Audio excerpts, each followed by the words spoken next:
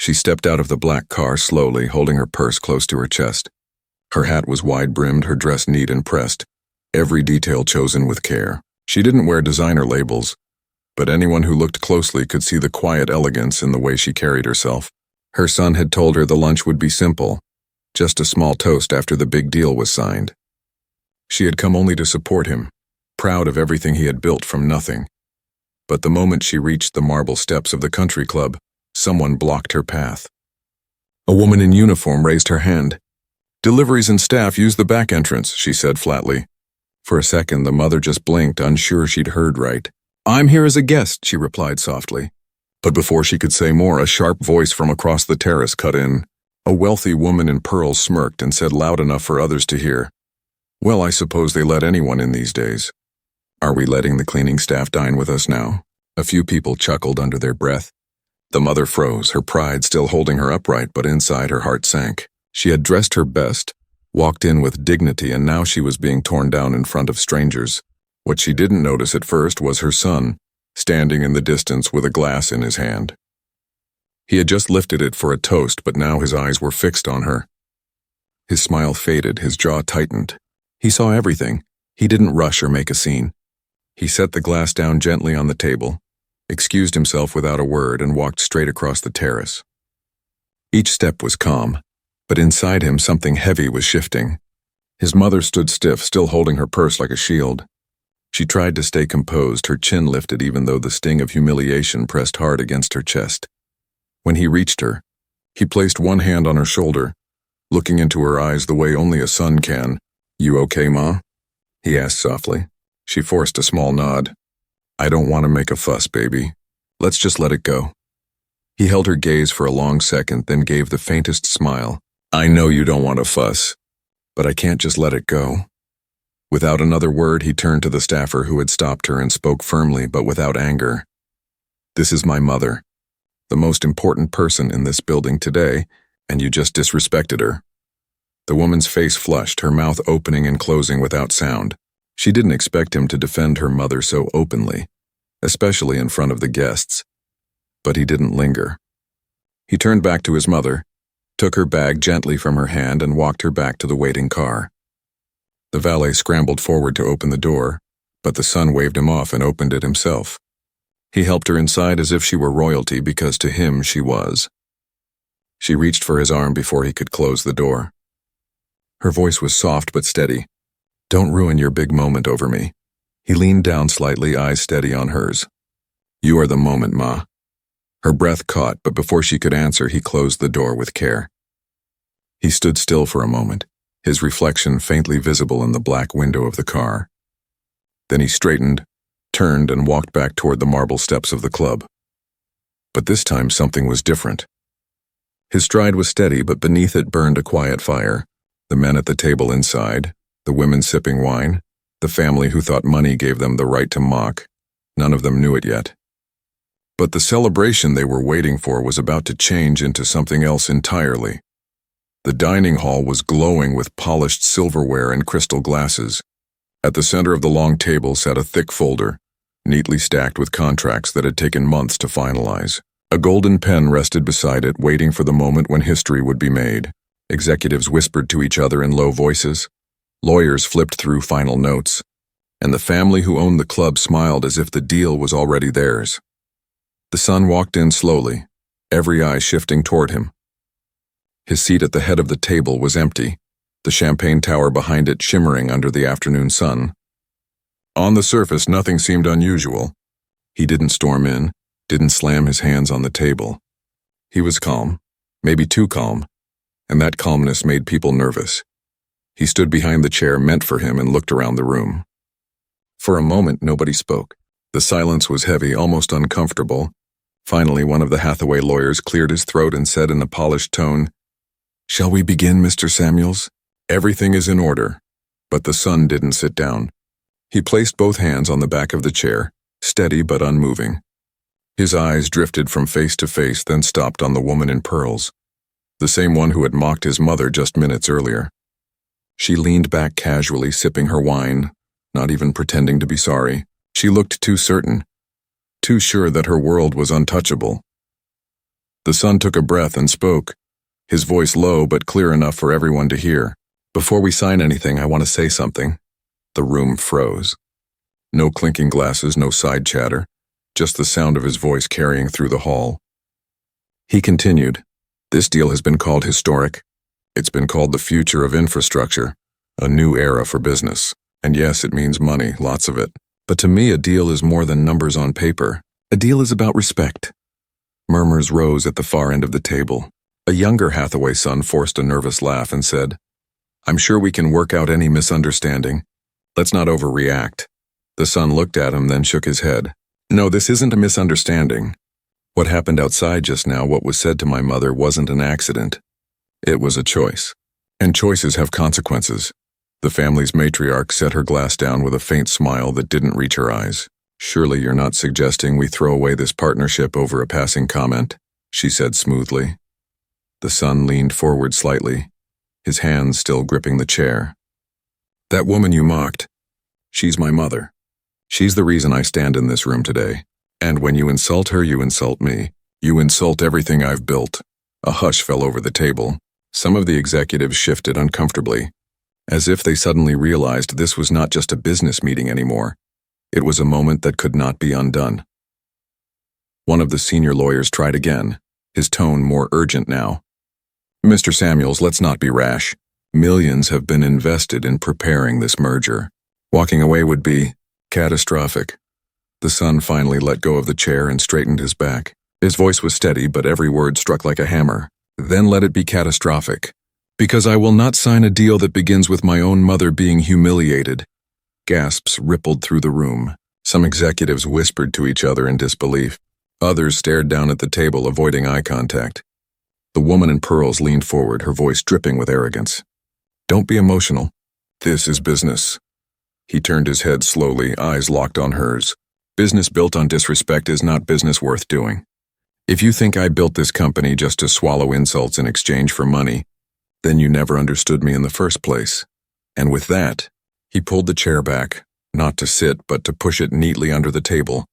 He turned and walked out, leaving the golden pen untouched, the contracts unsigned, and an entire room of billionaires stunned into silence. Outside, the air felt lighter, though his chest was heavy with the weight of what he had just done. He knew headlines would explode, investors would panic, and whispers would turn into storms. But as he walked down those marble steps, only one thought steadied him. His mother's dignity was worth more than $900 million. By the time the son stepped out of the club that afternoon, whispers had already begun. Some guests couldn't help themselves. They pulled out phones, sent hurried texts, and whispered to colleagues about what they had just seen. "He walked away from the deal," one man murmured on a call. "No, he didn't sign. Said it was about his mother." Word traveled faster than anyone inside the boardroom could contain. At first, it was just a small ripple. A local business blog published a short post. "CEO refuses $900 million merger after family insulted his mother at signing luncheon." The headline looked almost unreal, like gossip too dramatic to be true, but within hours it spread. Other outlets picked it up. Larger platforms gave it space on their homepages. Soon, television anchors were repeating the story live on air. By evening, it was everywhere. Some called him reckless. Others called him brave. But almost everyone had an opinion. On social media, hashtags began trending. Clips of him leaving the club surfaced online, showing his calm walk down the steps, his shoulders squared as if he had nothing to regret. People slowed the footage down, replaying it, using it as a symbol. The most powerful voices, though, didn't come from boardrooms or television studios. They came from everyday people. Warehouse workers tweeted, "He stood up for his mom, the same way we wish someone would stand up for ours." Teachers posted about teaching their students to value respect over money. Veterans wrote messages saying they knew what it meant to protect something bigger than a paycheck. The reaction wasn't just admiration. It was connection. People saw a piece of themselves in his choice. They knew humiliation.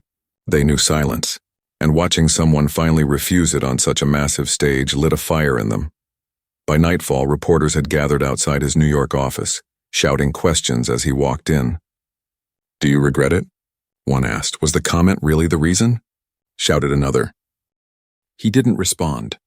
He simply nodded at the receptionist like he always did, took the elevator, and disappeared upstairs.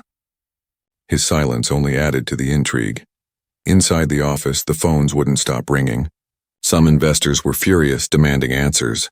Others, surprisingly, were proud. They sent short messages that said things like, "Thank you for not letting that slide." The staff, caught in the middle of chaos, could only marvel at how quickly their boss had become the center of a storm. The next morning, one small decision turned into a national conversation. Morning talk shows replayed the story, debating whether walking away from $900 million was bold or foolish. Headlines read, "CEO chooses respect over riches," "A deal broken by a mother's dignity," "The cost of integrity in business." But what none of them understood yet was that for him it wasn't about cost.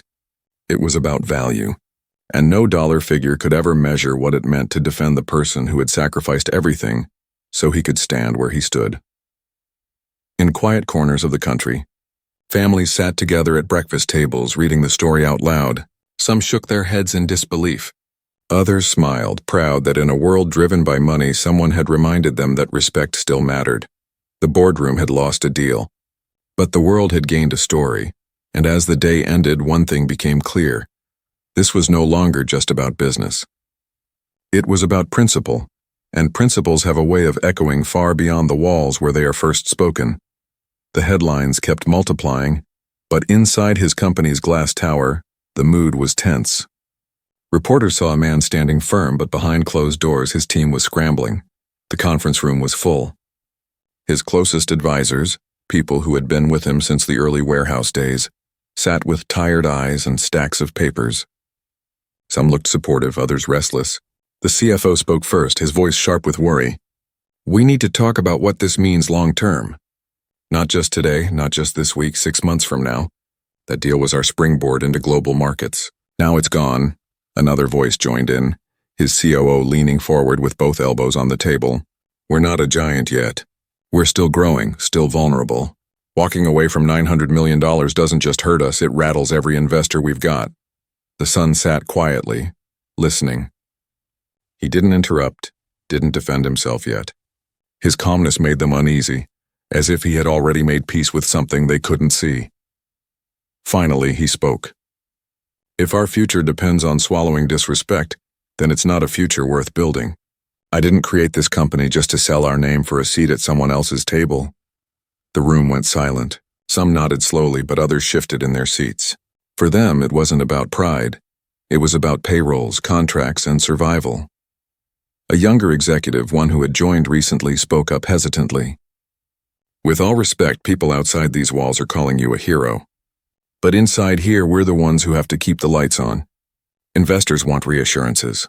They want to know you didn't destroy this deal out of emotion." The word hung in the air, emotion, as if standing up for his mother was a weakness, a misstep. He leaned forward, his voice steady but firm. "It wasn't emotion. It was principle. If we lose money, we can rebuild. If we lose respect, we rot from the inside out." Across the table, his marketing director, one of the few who hadn't spoken yet, finally broke the silence. "I agree with him," she said. "Maybe it looks reckless right now, but people out there are connecting with this. They're not talking about logistics or mergers. They're talking about dignity. That's a story no PR campaign can buy." Her words shifted the air in the room. Not everyone agreed, but they understood. Their boss wasn't going to bend. Still, the pressure didn't stop at the boardroom table. That evening, he met his cousin at a quiet diner, the same cousin who had been with him since the early sketches of their business plan. Over steaming cups of coffee, the cousin's frustration spilled out. "You didn't just walk away from money. You walked away from our family's future. Do you know how many of us were counting on that deal?" The son listened, stirring his coffee slowly. "I know. But I couldn't let our future be built on my mother's humiliation." The cousin shook his head. "Maybe that was her fight, not yours." He leaned in, his voice softer now. "She wasn't fighting. She was being stepped on. And if I signed that paper, I'd be telling her it was okay, that her dignity was negotiable. It's not." The cousin sat back, lips pressed tight.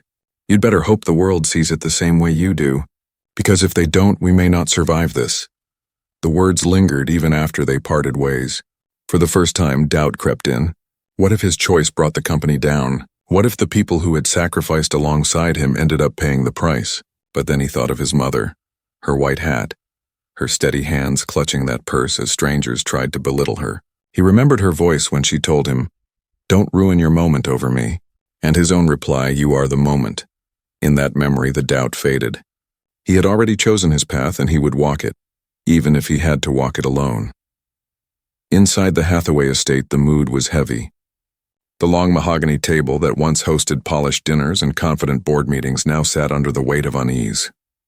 Victoria Hathaway, the woman whose careless words had sparked the storm, refused to admit fault.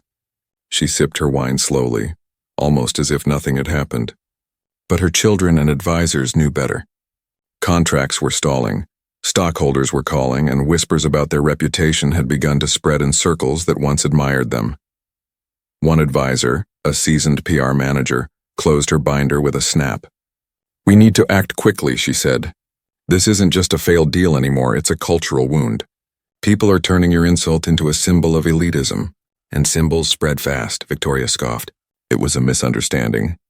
People will forget in a week. Money makes people forget." Her oldest son shook his head slowly. "Not this time, Mother. People aren't talking about the deal anymore. They're talking about you, about what you represent." For the first time, Victoria's confidence cracked just slightly, but her pride was stronger than her fear. "I don't apologize for telling the truth," she muttered. The room went silent. Even her children exchanged uneasy looks.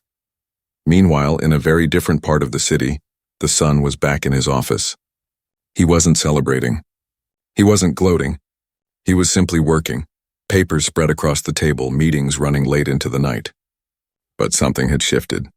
The noise outside, the media frenzy, the praise and criticism, it no longer scared him. Messages poured in from people he had never met. A truck driver from Ohio wrote, "Thank you for standing up for people like my mom." A teacher from Georgia emailed, "My students are talking about you. They're learning respect means more than money." Stories of ordinary struggles, ordinary humiliations, and ordinary strength filled his inbox. And at the center of it all was his mother. She hadn't asked for attention, but she became the heart of the story. A morning talk show invited her on, and though she was nervous, she agreed.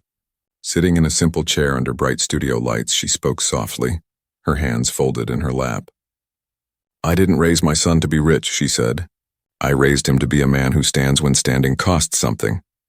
That single sentence spread across television screens, news feeds, and phone screens like wildfire. People clipped it, shared it, quoted it in speeches. What had started as humiliation on marble steps had become a message carried into millions of homes. The son watched his mother's words replayed online later that night. He felt a lump in his throat, not sadness, but a kind of pride that was too big for words. That was when the idea first came to him. What if this moment doesn't just end here? He said quietly to his marketing director, who had stayed late with him. What if we build something from it? Something that outlives the headlines. She tilted her head, curious. What are you thinking? He leaned back in his chair. A foundation. For workers, for families like mine growing up. Real support. Health checks, tuition help, childcare. Things money rarely touches in these communities. And I want to name it after my mother. The director smiled, the kind of smile that carries both belief and relief. That's bigger than any deal we lost, she whispered. In the following weeks, plans began quietly. Meetings with nonprofits, partnerships with community groups, outreach to people who had once felt invisible. There were no flashing billboards, no glamorous launches, just steady building, while the Hathaway family scrambled with bland, carefully worded press statements that convinced no one. The son was creating something real, something rooted in respect, and every step he took only widened the gap between him and the world of old money arrogance he had walked away from.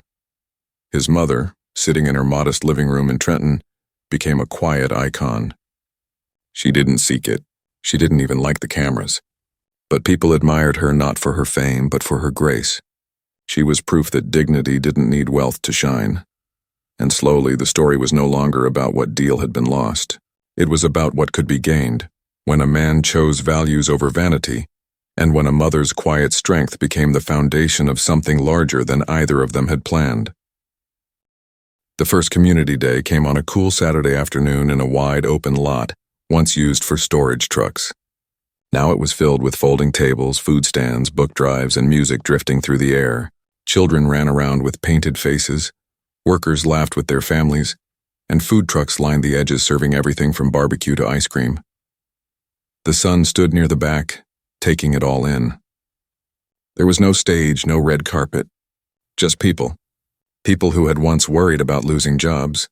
People who had once felt invisible in the shadow of billionaires, now gathered together like family. When he finally stepped up to the microphone, the crowd hushed but leaned in.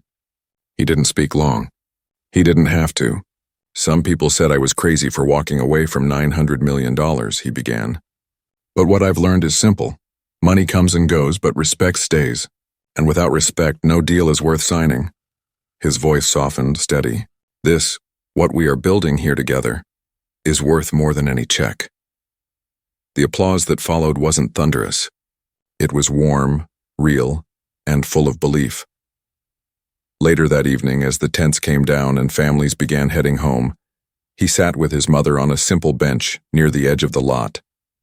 She wore the same white hat from that day at the country club, and though it had become a symbol for many, to her it was just the hat her late husband had once admired. "You've done good," she said softly, watching the last of the children chase each other across the grass. He looked at her, his voice low. "I only did what you taught me. You always said some money comes with chains." She smiled, her eyes carrying years of sacrifice and love. "And you were too smart to wear chains." For a long moment they sat in silence, the evening air gentle around them. He thought about everything that had led here. The laughter of strangers at the club, the tense boardroom, the storm of headlines, the nights of doubt. And yet, here he was, watching something far stronger than a merger unfold. A community, a legacy, a reminder that dignity is the true wealth no one can take away. In the weeks that followed, the foundation grew. Volunteers came forward, partners joined, small businesses offered support, and slowly what had begun as one man's defiance turned into a movement of hope. People spoke less about the deal he refused and more about the vision he had chosen instead. The Hathaway family, still clinging to their fading influence, released more statements, tried new strategies. But the world wasn't listening anymore. Their name had become a cautionary tale, while his had become a story parents told their children at dinner tables about courage, respect, and standing tall. One evening, after a long day, he walked through his office and found a letter waiting on his desk. It was from a stranger, handwritten in neat cursive. The words were simple. "You reminded me of my father. He worked his whole life in silence. Thank you for saying no when it mattered." He folded the letter gently, tucking it into his jacket. It was proof that his choice had rippled far beyond contracts and courtrooms. And though he never sought to be a symbol, he finally understood that sometimes life places you in that role, not for yourself, but for everyone watching, waiting to know if dignity still mattered in the world. That night, as he walked his mother to her car after dinner, he looked at her with quiet pride. "You know, Ma," he said, "we didn't lose a deal. We gained a future." She slipped her hand into his arm, smiling with the kind of peace only a mother knows. "And you made sure that future was built on respect." He nodded, breathing in the night air, and for the first time since that day at the country club, he felt the storm had passed. Not because it was quiet, but because he had chosen to stand, and standing had changed everything. And so the story ended not with a signature on a billion-dollar contract, but with something far greater, a legacy built on love, dignity, and the unshakable truth that respect is never negotiable.